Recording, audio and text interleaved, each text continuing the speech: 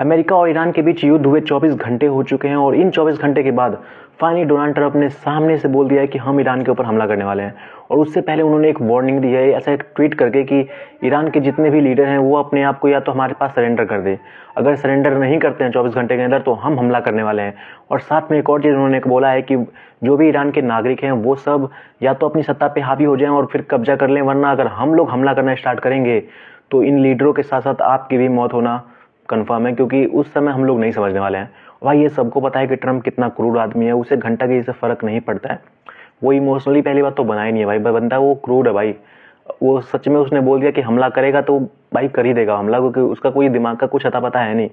और ईरान वालों से उसने बस एक लास्ट वार्निंग की तरह किया है कि अगर कुछ हो सके ऐसा पीस तो आप लोग रुक जाओ या हमारे सामने सरेंडर कर दो, हमारे ऊपर हमला मत करो, सरेंडर कर दो, वरना आपके साथ साथ आपके यहाँ की जनता को भी हम लोग ख़त्म कर देंगे।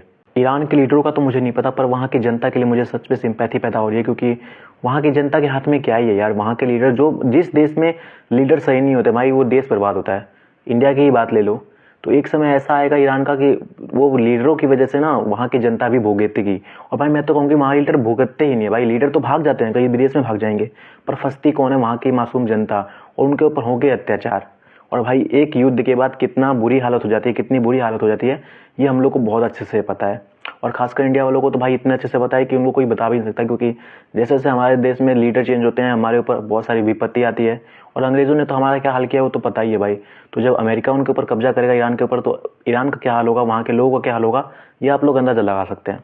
तो यार किसी एक बूढ़े आदमी ने कहा था कि 2040 में दुनिया ख़त्म है, पर हमें लगा था कि जल्दी ख़त्म हो जाएगी, पर अब शायद शुरू होने लग गया है। दुनिया ख़त्म होने की स्टार्टिंग हो चुकी है, जो कि स्टार्टिंग ईरान से हुई है और अभी फ़िलहाल में अफ़गानिस्तान और पाकिस्तान में भी हमला हो रहा है। और मैं तो इस बात से शॉक्ड हूँ कि आखिर इंडिया किसकी सपोर्ट में आएगा। एक तरफ अमेरिका और ईरान के बीच लड़ाई झगड़ा हो रहा है, क्या इंडिया अमेरिका का सपोर्ट करेगा या फिर ईरान का सपोर्ट करेगा? दूसरी तरफ अफगानिस्तान और पाकिस्तान में भाई झगड़ा हो रहा है। अब वहाँ तो मुझे अंदाजा है कि अगर सपोर्ट करेगा इंडिया तो अफगानिस्तान का सपोर्ट करेगा, लेकिन अगर इंडिया ने मिस किया तो भाई सच बता रहा हूँ, चाइना अफगानिस्तान का सपोर्ट करके और फिर हमें जो दिक्कतें देगा ना, वो दिक्कतें ज़िंदगी भर याद रहेंगी। तो ये देखना बहुत ज़्यादा इंपॉर्टेंट है कि इंडिया किसका सपोर्ट करता है। बाकी सब्सक्राइब करिए मेरे चैनल को, ताकि और भी न्यूज़ वगैरह टाइम पे देखने के लिए।